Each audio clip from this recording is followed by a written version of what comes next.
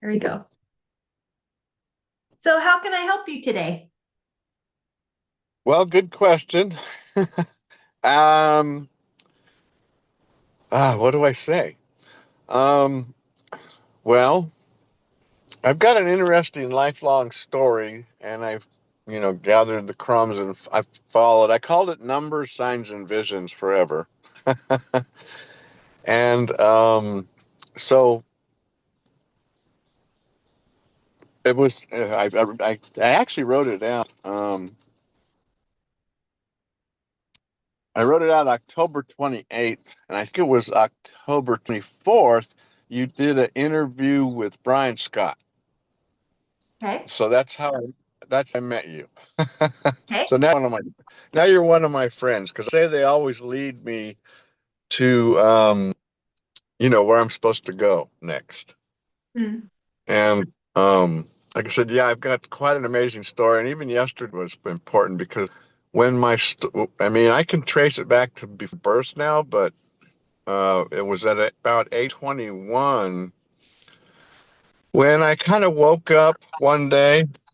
The only way I can really remember it, I started speaking in numbers basically, and then I was talking about levels and vibrations and blah blah blah blah. What the heck I was talking about?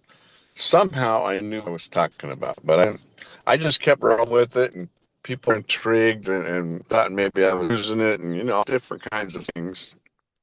And then I had this girl, my girl, 4 years we hooking up, a couple years in high school, a couple years after high school. Then I met this other girl, and we had this. The way I look at it now, it was like instant love or an instant connection or something like right. So I look at the story. I go, it kind of started with love and numbers, but then I had all these experiences, and I had stopped putting in. At age 21, that's what you do. You work hardy, especially when you're single. And that's kind of what got my attention too. I went through hell with addiction to alcohol and that kind of stuff and cocaine for a number of years. And of course, now I've been clean and it's 27. I got my 27 chip in February. And Mm. Well done. everything, everything lines up with with the two sevens, and the numbers and everything like that. It's like I got divine language that came to me. And during that period with Adele, I was being completely sober. And I point that because a lot of times when I start telling people, they're like, the hell were you on? Because I started having these experiences where I was like going to school at night and learning something, but in the morning I didn't know what the hell I learned other than I went to school and learned something. And so this went on for a while. Then I did you say something? Nope. Okay, you're liking to hear a little bit of my story. Yeah. Okay. So yeah, then I started experiencing all kinds of, psychic phenomena, seeing things were like appearing on the newspaper and extremely intuitive. Like I knew everything was going on around me before it happened.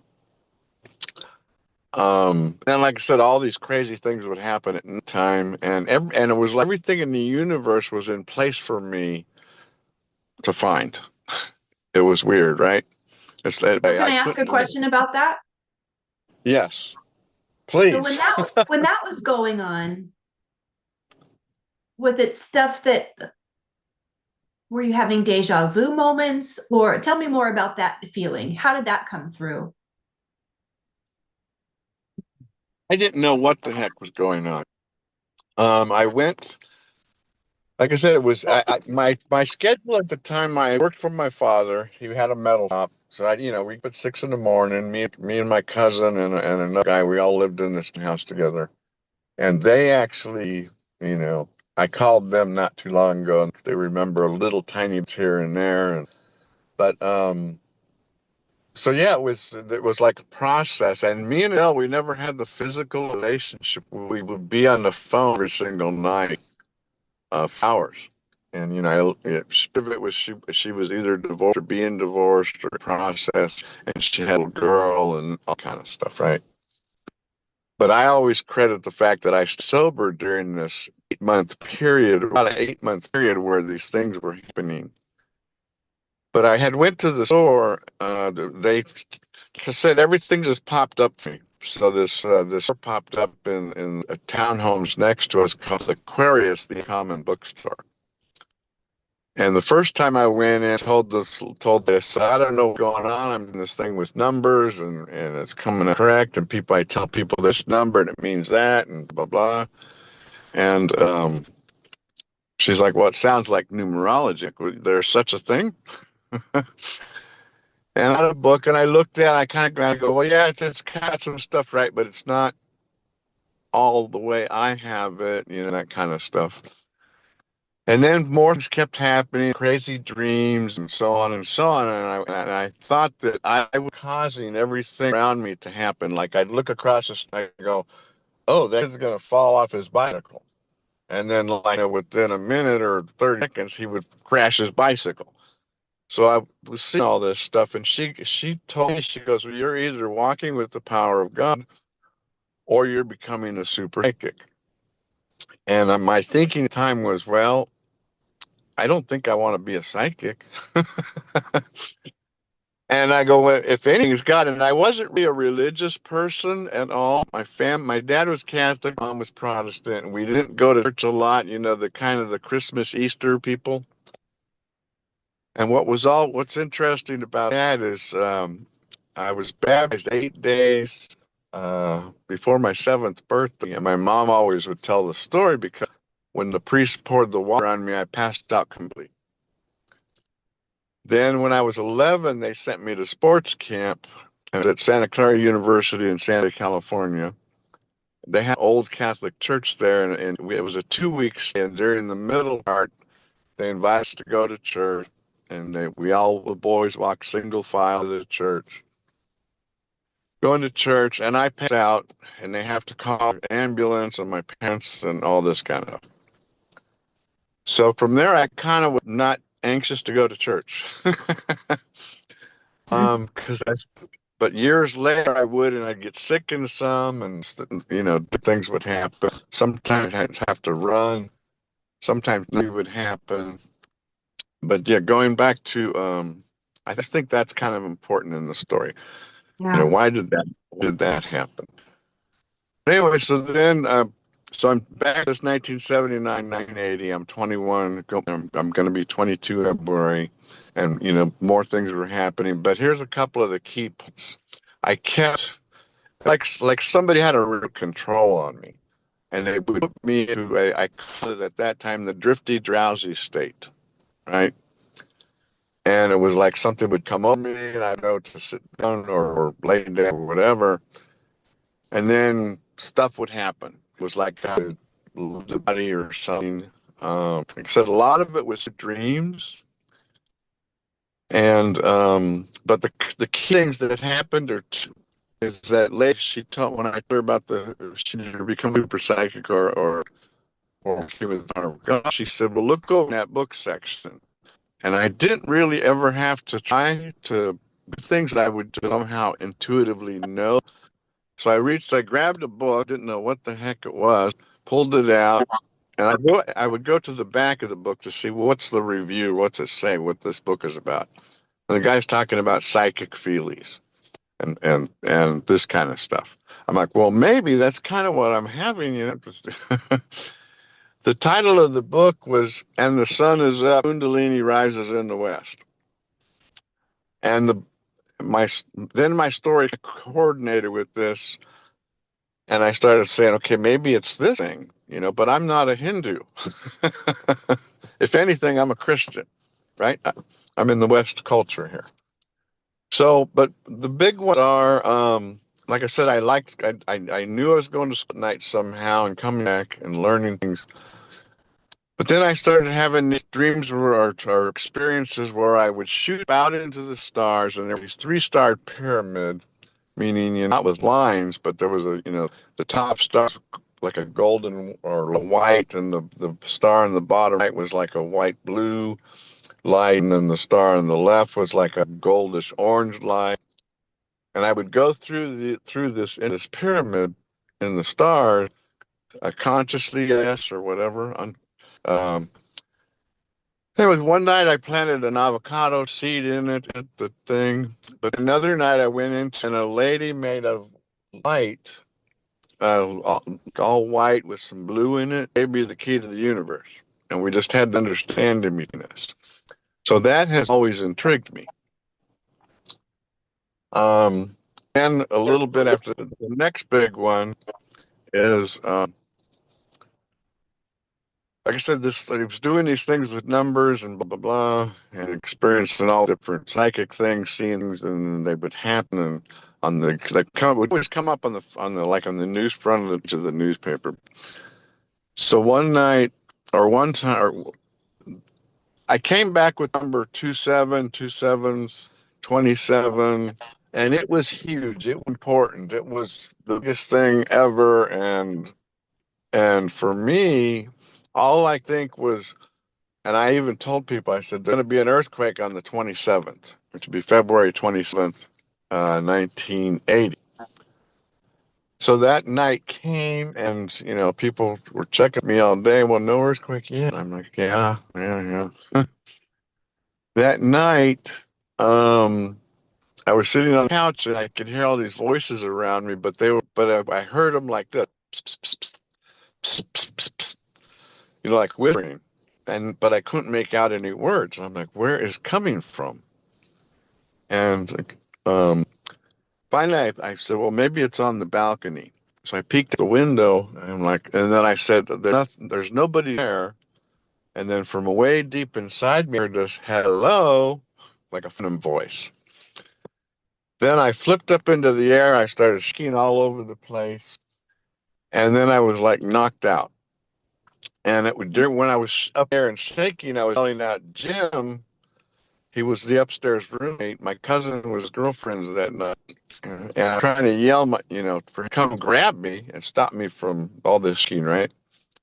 And he never came because he never heard my voice because my voice won't come out of my throat. Okay. And then all I can remember after that, like the whole night went by in like 5 minutes. It seemed like 5 minutes. The whole night, obviously, because it was morning the next day. The next thing I know, I'm standing on this giant white head that has two eyeballs on it. But in the middle of the head was a pool of swirling color, and I'm standing. I'm watching myself in my leather coat. I'm all excited. I'm being up and down, pointing at the swirling pool of colors, looking back at me looking back at me. I'm going, that's it, that's it, that's it, that's it. And I dived into the pool of swirling color.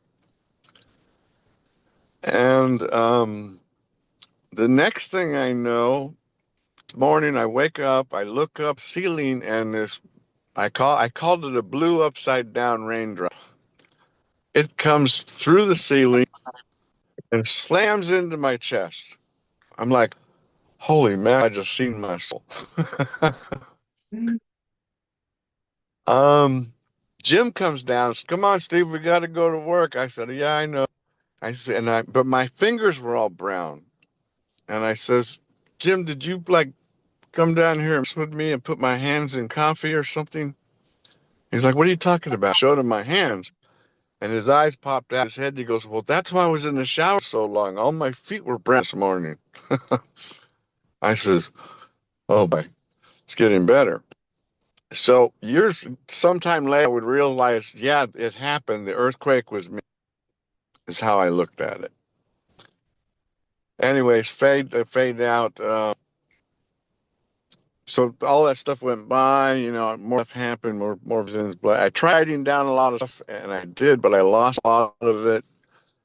In that period, I learned that leather coat, because I would see myself in my black leather, my jeans, which was my clothes of the day. Okay. So were And you so I always wearing that when you were out, when you'd see yourself out? Were you always wearing that? the black coat, yes.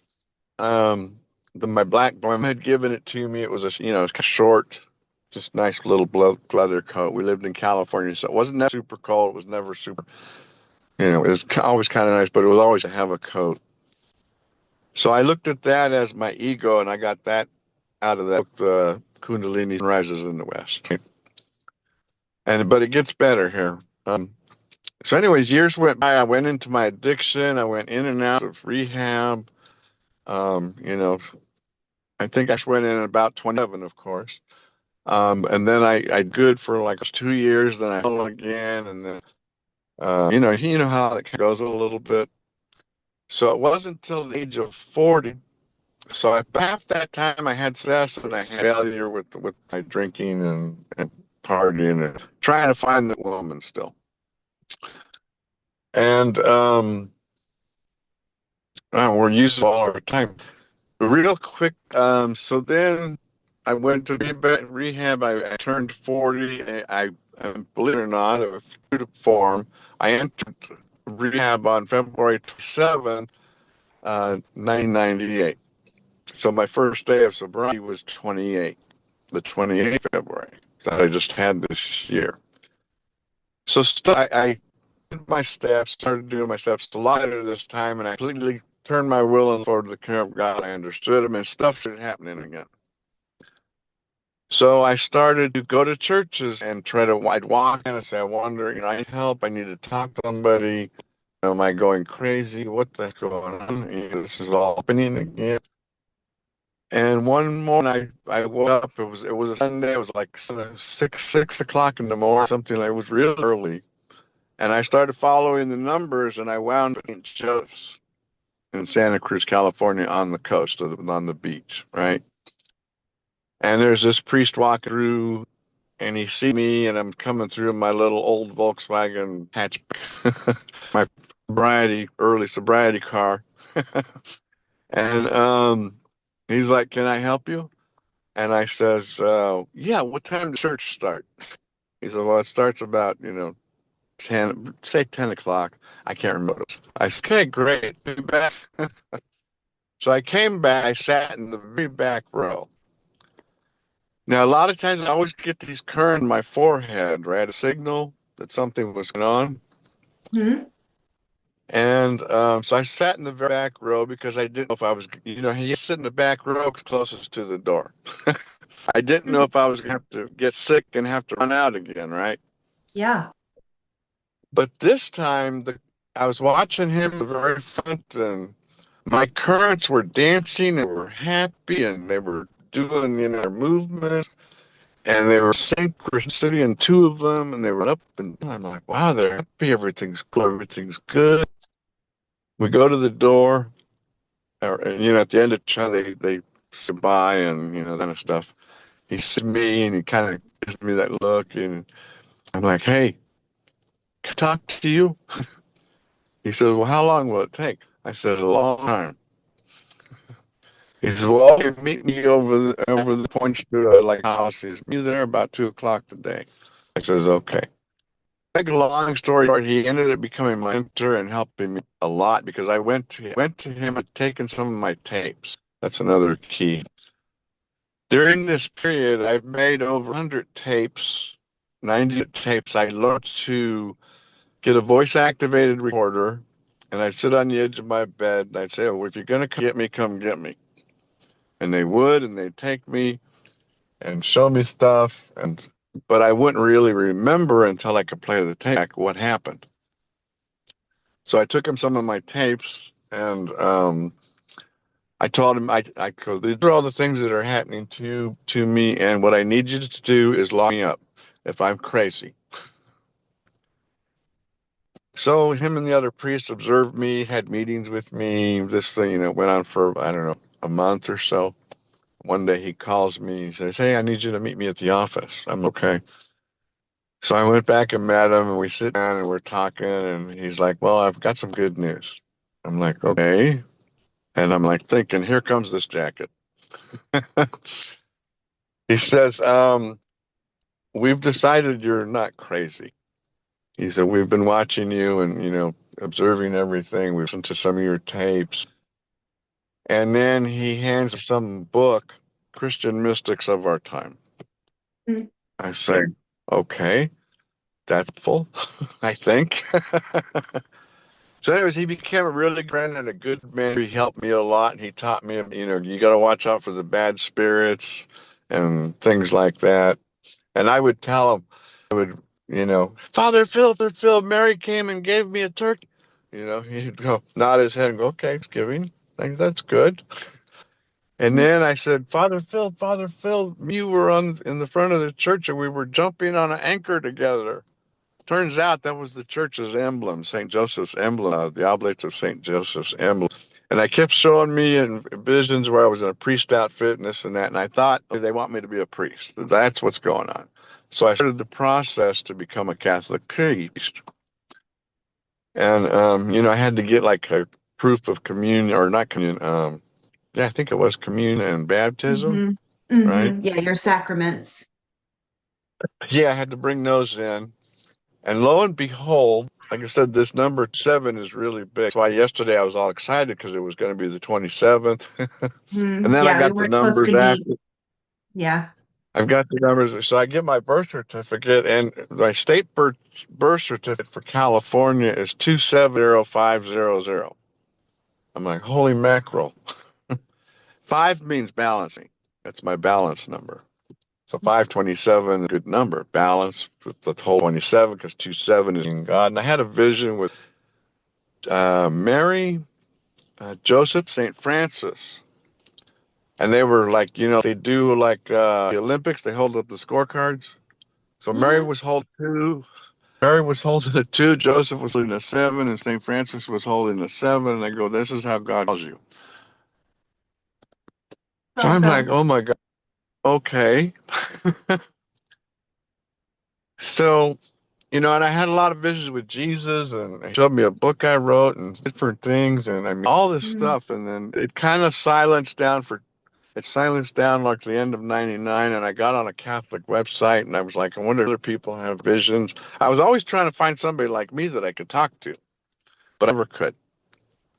So I ended Yeah. up not leaving the church. Father and I are still friends today.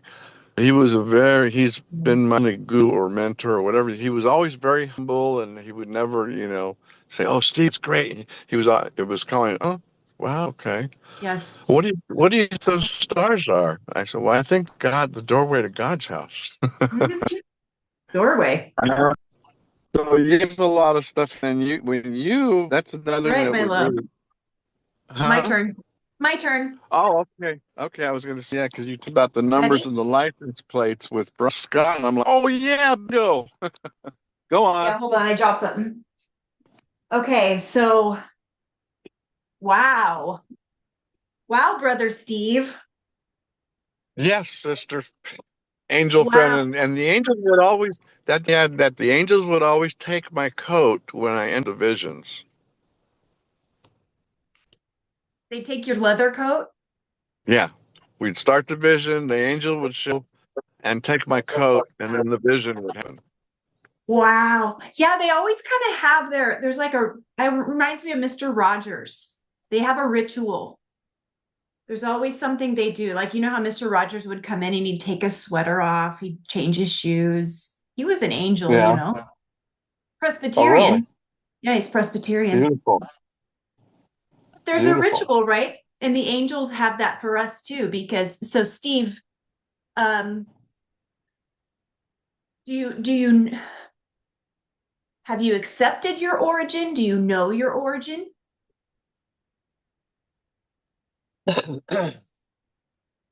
No, not really. There was a vision I had where I actually saw 9/11 4 years before it happened. Yeah. And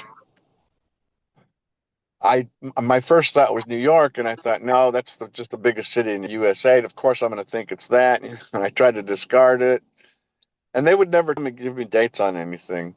Um, Right, um, because if they gave you dates, then you would believe it was your responsibility to stop it or do something, and that's not what it was about. yeah, I've learned that, but I blurted out the word serious after that. So, years later, I would learn that there's something called the Sirius star system.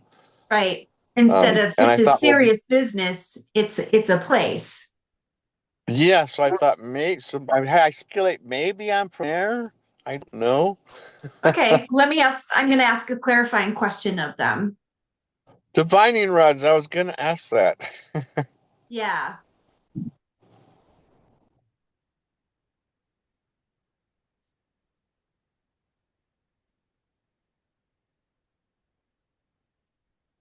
So you're actually pure angel. What? You are a pure angel, and your connection to some of the planetary assignments like Sirius, ladies, you're a galactic liaison. So you have connection to these.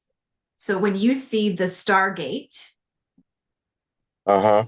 you see that so easily because it's as easy for you as like your bathroom door, your kitchen door. It's like, oh, there I go, there I go. And when you see the colors, Uh-huh. they're Oh, I love the saying, colors. yeah, they're saying that they're likening it to your remote control on your TV. You know how when you first get a remote control and you have to look at it a lot, but as soon as you have it for a day or two, you don't look at the buttons anymore. You just you Uh-huh. just know it. Well, if you can think of the gateway, the triangle that you have in the sky, it's actually part of Uh-huh. you, and you actually are able to change those three colors because you work so well with colors that when if you want to go to the Palladian planet or the Sirius planet, you actually change the colors of those of the aura around the gateway or the three colors. You just switch it to the color of Sirius, or maybe it's a different part of the heavenly galaxy. Maybe you're going to the Akashic records for the day or for a certain meeting. They're going, boop, you switch it. So, this is why the colors are so important to you because it's like GPS for you. You switch the remote. Um, so Yeah, I and always thought they you had don't the have to remote. think about it. You just know this is why colors are so important. And I looked up the avocado. You take things from Earth that are precious. We have precious elements here. Sometimes they're symbolic, sometimes they're just delicious, like an avocado. And you take it with you because there are still things here that have not been altered, like an avocado. Symbolically, I looked it up just real quick while I was listening to you. They said the avocado symbolically is fertility, strength, and abundance, but it's also delicious. So you decided with your free will to grab it and take it to another galaxy who needed it, for example, Really? because that's Well, what you maybe. do. Right. Um, Yeah, I saw that the avocado, the best way to grow them, you have to have a male and a female next to each other because they're both. And I thought, well, yeah, that's cool. That makes sense.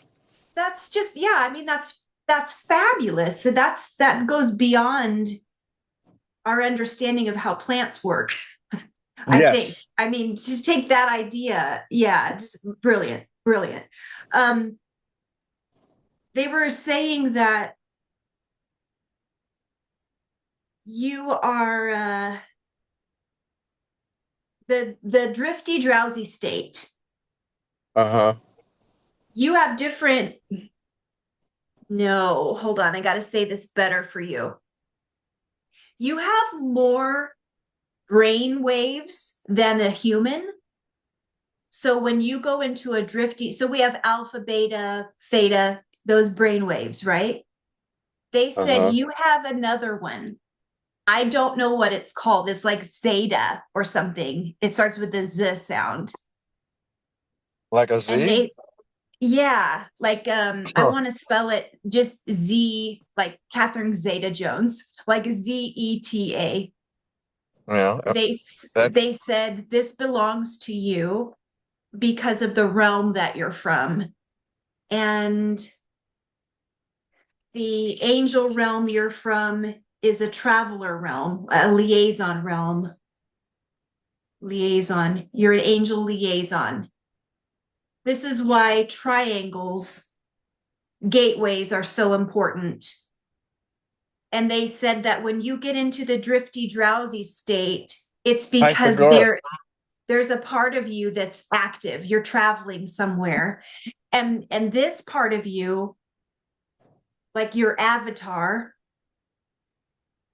you're on a mission right now, but there's so many parallels of you that are on missions other places that if there's a part of you that gets a call to do something somewhere, this part of you gets like an energy surge. There's a part of you that gets gas taken from it or energy. So you're going to feel like this drifty, drowsy state for a moment or so. And so they're saying, honor that.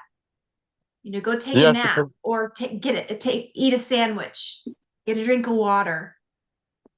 But you so have this different brainwave that they're calling the zeta state that must belong to you as a particular type of angel. So that when you go into a highly energized field, for you, that would be going into a church, saving someone's life, a highly psychic situation. I don't know what that would be like for you. Maybe like I don't know what that would be like. Or a part of you in another timeline is going into a job, an angel job. You're going to go into that drifty, drowsy state. Like, oh, there I go. You probably numbed this for a long time with the drugs and alcohol because it felt like a lot. But now yes, you I don't have. have Yeah. to. But yes, that's the thing. It's like it came back again about 2 years ago, and the Cherie, we never officially married, but we've been together 16 years. I was married to Maria for 10 years when I first came to Texas. I was led from the church to her. I always thought, well, why did they lead me here and we get divorced 10 years later? But I forgot where I was going with all this. Yeah, Cherie, I had told her when I met her, I had told her a couple little things. I haven't pretty much told anybody until like 2 years ago. I Hmm. kind of accepted who I am and I just say, okay, I must be a mystic Yeah, because you that are. kept popping up. And I told my sister and I tried to tell my brother, but my brother's super Catholic and he only wants he to know that you got to just do it's in the Bible. And I've the last 2 years I've exploded in knowledge, and that's because I led to people like you and Yeah. others. I didn't. I used to use YouTube to fix things around the house, like a broken mower or Yeah. whatever. But one day I woke up and I got the currents in my head, and I told Sheree, I go, hey, I remember I told you those currents, and I just had them. And then like a couple days later on an email, it's a Quora thread or something. It popped up Kundalini. I go, there's that word again. People are talking about it. And so then it kind of started from there. And then then I got led to this YouTube video and then this one. And it's like been an explosion of knowledge that I've learned, Jesus and the Essenes, I love that. Yeah. You And were there's there. it made a lot of sense. I was there. You were there. Would you think You I were there at was? the time of the Essenes. Yeah. That's so this next part, this is the playful part. So as an angel, you you come equipped with access to all of your other lifetimes. Like what I mean is you can open up memory to all of your other lifetimes that you've had, including your parallel lifetimes. So past lifetimes when Mm-hmm. you're in a completely different body, and also your other Steve lifetimes that are happening now. You can open this up through your brand of meditation, whatever that looks like, through Which I playful suck at it. practice. Yeah, I do too, because and most angels do because we are equipped to kind of have our heads on pivot. As soon as we incarnate into a human Yeah. body, we're like, let me get all of this. So meditation's weird for us because our brains are everywhere.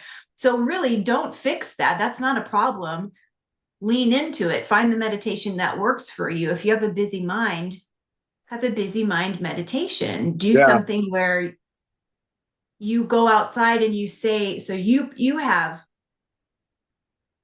all of your angel team that you work with collaboratively when you're not in a body, they're still with you now. So go outside and say, okay, let's have a meeting outside. Show me what I need to know as I sit here and let my body go to sleep or let my gaze go soft. Show me something from another lifetime that's important. And then you let them take over. So you don't have to go into like Buddha on the Okay, mountain yeah. for 2 hours, but you're pulling them in more. See what I mean? Because you now can learn to collaborate with them more because now you know you're on the same team. You've incarnated for them before. You've stayed back and you've been their guide. But now you're in the place of forgetting a bunch of your information as an angel because you're in the body right now. So they've done a great Heck job of yeah. leading you to the priest, all this stuff. Now lean on them more.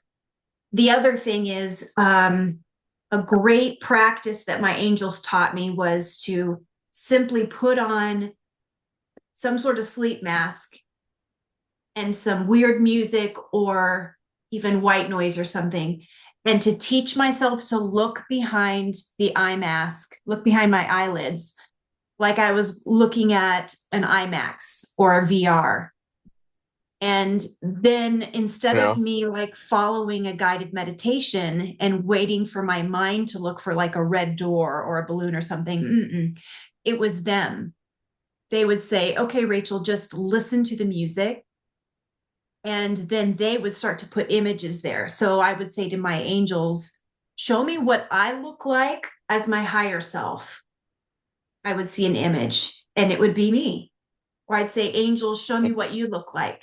They would show up because you're in the quantum realm. Start practicing that stuff. Okay. Yeah, that yeah, I heard I just heard a video you did. They I wrote down her name, I think. It popped up like the night. I got to see what if anything new on Rachel I can look up here. And When you oh yeah, listen there it back is. to this recording, Ashley Goner.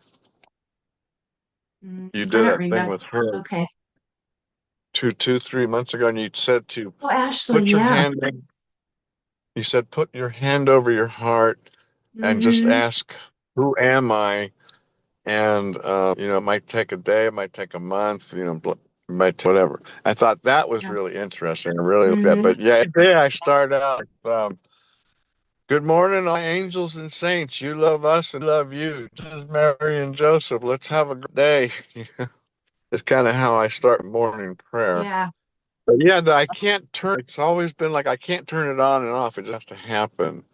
And you're right, because my consciousness says that's the only way I've been able to ever describe it is my consciousness, my thoughts seem to connect with everything on the earth, and my head will go to that certain number at a certain time. I don't look for this stuff. It just happens and I recognize it. And I had a really great experience the other day with a scissor tail bird. And that's a fun one to look up, and that's another story, but we probably don't have time for. But it has to do with a girl that I talked about at age 21 that I fell in love with, and we never had sex. We just talked on the phone all the time, but she, for a time, part of her thing, besides having a kid and trying to be a single mother, phobias and fears, and then I always wondered about her, and then we finally connected this last week. She's like, "How'd you find me?" And she still has phobias and fears, mostly concerned about how I got her number. She'd like people to have her number. And that for a lot of dreams, visions, and things we had. And I knew back then we were supposed to be together because our spirit got in a fight, like cartoon, with spin. That's all you see Wow. in the cartoon. Yeah. Like the And cloud in the arms. yeah, and you're like a ball of yarn all together. Yeah. And cause I really wanted to be with her one night, and that's what happened. And I'm like, oh, I guess not supposed to be together. But yeah, that's a whole nother story. But yeah, the scissor-tailed bird showed up right after I sent her the my goodbye text, and that means cutting ties. When I looked, it Yeah, says it means cutting ties, freedom, and this, that, and the other thing. Because it always been on my mind. My story of this girl. What was her part? But yeah, the divining rods. Is that something I can do too, or no? absolutely. I, oh yeah. Did you have? Is there like a sticks, or do you have to buy them, or? So I got mine on Amazon. They're made of copper. I didn't spend more than $20 on this set. I just get an inexpensive set. And then Yeah, yeah. when I got them, the reason why I really like these is they have the casing on them, so I know that my feelings and my ego, I suppose those are one and the same, are not interfering with the message. So as an angel, let's see, I think I have, here's a simple pendulum I use. As an angel, my blood sugar varies. So I'm really susceptible to sugar. I don't know if you are, but I have a big sweet I like tooth. it. Yep.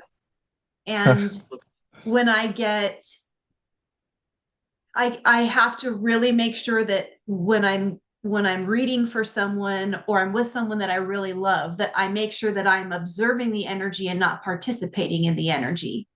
And if I happen to participate in the energy, so for example, if I'm reading for another mother and she's lost a baby, well, I have that story too. So if I'm using the pendulum, it's very Right. possible that my ego could read a yes. So I don't always use a pendulum. Dowsing Yeah, rods, the ego I'm thing. not going to not going to get in the way of. That's why I love these. Plus, I really love to give other people the visual response that I'm getting inside my mind. I love to make it interactive. So I would highly suggest this because the relationship you're building with your coworkers, your angels, you've been Okay. in relationship with them since you were created, but every time you're born, that's part of the you forget. That's part of the deal. So if you have these dowsing rods, you can say, "Hey, do you like pizza?" It's silly, but it helps you know them, right? And same with Jesus. You can say, "Okay, Okay. Jesus, when you were was I one of the Essenes with you?" I mean, you can go back and you can validate what you feel from the other lifetimes because there's so many things that you have either been taught from the biblical stories and you can suss out, okay, what do I think I know from what I was told, but what's in my heart because I was there, and what's bullshit from the stories, but what do I know is true, and let me ask Jesus because he was there and he knows I was there, so let's just go to the source. You can use the dowsing rods for that. Yeah, yeah, there was a terrific vision I had with you on a plane, and I had said I can't afford a lot of things. My health and finances are really bad right now. I had to retire like uh, about 2 years ago. My check only covers the mortgage, and then everything else I got to come up with. And my wife, she only gets like 500 a month from her husband's military or whatever. So it's been a real struggle financially, but I told myself I like it because my health condition allows me to stop working when I get a lot of fatigue. That's part of Yeah. this rare disorder I have. They call it CMT or Charcot-Marie Tooth, named after the Mm. three doctors that discovered. And I've been telling doctors for years, and they finally figured out what it is. But Um, so yeah, I feel like I can never turn it off on and off. Yeah, had another reading, there's been two. This other lady, Kat, she had a red mouth shaman. I resonate with her every week. She says something that connects. And so she had a special that I could do. I think it was like you, $77. I go, my numbers, it's gotta be. And you did it. You know, when I first saw you, I said Mhm. 200. It's gonna take me all year to save that. And and then you did. I was urged to look you up again, and then I saw the thing about the 77 and God Yeah. provides, and I'm like, yeah, He does. And I had Well, asked her, and she says I, Jesus says you're a teacher by telling your yeah. story. Well, I was just going to say that I hear from your angels that just to share a different perspective, Yes, you as an please. incarnate angel, look at it this way. When I look at your soul map with them, this is a lifetime where you and your angels built out a plan where you would have more time to be studious, introspective, know yourself more, versus the lifetimes where you were a gladiator or you worked in an ER. You have lifetimes where your way of helping people was 24/7. You have lifetimes where your way of knowing the planet was being hip deep in soil, blood, trauma. You've already been through all those. This Yeah, lifetime, you asked to be taken care of, and you are. You know when the checks are coming. Your body knows when you've had enough so you can sit down. You know the rhythm of your care. So it's they wish me to tell you that there's nothing, the rug's not going to be pulled out from under your feet. You will always have what you need and more, always. You could ask for more. That's the disconnect. You could actually say to them, this is comfortable, but my discomfort is we could use a little more. Say that to them because as an angel, you are in contract with Source to have absolutely as much as you want and more. So you could ask for more. But what they're saying is know that you asked for this format on purpose so you could rest and learn about who you are as an angel without having to be a bullfighter or a president or something like that. You chose to have peace. And also, you chose to have a lifetime where you knew your spouses, you knew your partners, even regardless of how the relationships worked out. You haven't always been able to just fall in bed with someone. You have not had that time. So just being on the couch and watching shows with your love, that's a big deal because you have not had that. So enjoy that. Hmm. Yeah. Yeah, yeah. The other big That's been thing, my thing lately. I just don't have time yeah, but because, like you I said, will. I'm trying to write out all these tapes. Yeah, right. But that might be your therapy. That might be the meditation. If that feels good, then that's the thing you're supposed to be doing. I mean, you're not digging a ditch, you know? If that feels No, good, no, but it's interesting. It's really interesting. All the things say and do in these tapes. It's like wow, and then things I couldn't never like the other. Well, the one I just and that's another weird thing is as I scribe out these tapes, the synchronicities with the tape starts happening on the planet with me. yes, that's the thing. I Yeah, just that's where I talked was about. going next. You're blending timelines. So even though you're listening to information about you that already happened, you're bringing it into now. You're pulling a timeline from before and you're recreating it. So what you're listening to somehow, I don't know how to explain this, but I think you know. You're you're pulling the sound back, you're playing it or you're hearing it, you're transcribing it, and the angels are saying the wisdom, you're pulling it back out into the air and you're making it happen again. You're recreating it. So the wisdom that you learned from long ago, it's not stuck back there. You're pulling it back. Yeah, And that's what you said you yeah, would do. and again, these tapes are all 27 years ago. Yeah. So everything So, revolves around this 2/7 thing. okay, You know what? the numbers are light language. Sorry to flip subjects there, but the numbers are light language, and No, they're please. saying the numbers are like our numbers here on the planet are just the closest translation that you have to the light language. So when you were born, instead of you learning the English language right away, you knew just coming in, I'm doing this almost like a snake. You came in with a full language, and it was light language, and it was a blend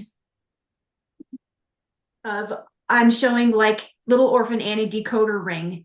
You had a light language of all the languages, because even though you were in a little tiny infant body, this is like doesn't matter. You had your full grown angelic body, and you as a liaison to this day, you know all the languages. So when you travel, no matter who you encounter, you can speak that language, and it's a love language. So of Hmm. course you can download that. You kept it because this is the lifetime where you will be present on this earth for some sort of like big, let me be honest. The angel on your right said, big fucking meeting. You'll be present for some big fucking meeting. And it looks like an extraterrestrial meeting. Oh, wow. Your angel said that. Um, and Yeah, so because there's, you'll be here as a liaison to be able, you'll just show up and start speaking in, some religious people will call it tongues. Doesn't matter what we call it. Doesn't matter, the angel said. Doesn't matter. But you'll be there and you'll just click in. This will be wonderful for your brother to see, because he's very spiritual, but he's put himself in a religious box. Oh, bless him. and he's and he's still alcoholic Yeah, because he's afraid. That's because the box. he thinks he's not because he always quits drinking for 40 days during Lent. I can control it. Yeah, I can control it. Yeah, right. Yeah, So, addiction. It's part of our stories. bless his heart. The black coat. Yes. When I look at you with, when you have your wings have a lot of silver, gray, and black on them. Oh yeah. So I'm not surprised that you have a black leather coat as part of your human vessel, part of your humanness. And you also are liaison for some of the under realms. I Meaning. asked, like, like if you meet with a shaman and you go to some of the lower realms, the lower vibrational frequency realms, Uh-huh. they're not negative, they're just lower realms. You travel in those realms sometimes. Yeah. Like I said, St. Francis was real big in my church experience, and he knighted me and different things like that. But it was interesting because when I had that meeting with the Red Mountain Shaman Cat, her name's Cat. She does a video once a week, and then the video 3 days before our appointment, she's like, "Well, this is really weird." She goes, "St. Francis can, and he's never done that." And she says, "And he just too fell to the Catholic Church." I'm like, "Holy mackerel!" It's for So you. that had to be for me, right? Yeah. Yeah, for sure. Because she says he's never come in. It's like you with the lady Ashley Groman, uh, p- print came in, and then you guys discussed it. He goes, "Well, that's because you probably brought it." Yeah. I thought, "Oh Yeah. wow!" So yeah, there's so many little miracles. It's amazing, and that's my struggle lately. Is like, is it all over? Right, everything's connecting, but it's not like I have these fantastic visions and that body experience anymore. It's like I guess they just do it when they want to do it, and most of it was that 1998, 1999 period, and 79 and 80 was the interaction. but not confined my whole life. And yeah, 980, they showed me a book out in the universe. Came back and I'm like, what do you mean my already done? I'm only 21. How Yeah. could I live my life story? That's impossible. Yeah.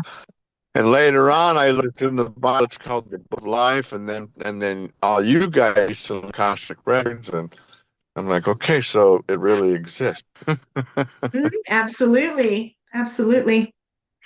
All right, my friend. Well, I'm going to let you go for today.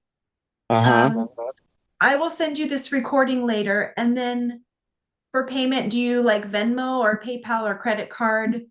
What's easy for you? My DoorDash card is like a debit card. Okay, I'll just send you a credit card invoice and you can pay It's it how you it's want. it's Visa, Okay. Visa debit. Okay. I'll send you a credit card invoice. Or can you do Venmo with that? I don't know. I haven't used Venmo in a while. But I think I can. Maybe if you Okay. send me the Venmo link and I look it up again, because I did it for, I think I did it for cat. But I just don't Okay. use that often. I said that's the other thing. I always forget stuff, right? Okay, well, I'll send you an email with a couple options and I'll do that in a few hours, okay? So you'll get that from me And later. the link I Yep. can share with my sister. Yep, if you want to, sure. Yeah, please do that, and I'll have more. So you're saying that I'm kind of like you. I'm a angel that's come back as a human. Do you know how many times? I don't. Okay. I know you say you'd seven. I have no clue. But I Yeah. figure I've been around a long time. Oh, yeah. Well, because you began with God, so we don't know when that happened. Yeah, exactly. That's the other thing they taught way back when that we were all one. I'm like, okay, what does that mean? Right. Now I know, now I totally believe it. It's the most found truth that I know is that they're all just one. We're all one. That's right. All right, my friend. Great to meet you. Take care. Absolutely, Rachel. It was a good, really great experience for you. Good. I'm glad you Like deserve I it. said, my little friends That's right. Take care. that they, All right. they lead you. All right, have a wonderful day. Love Bye. you. Bye bye. Love you. Bye. Bye bye.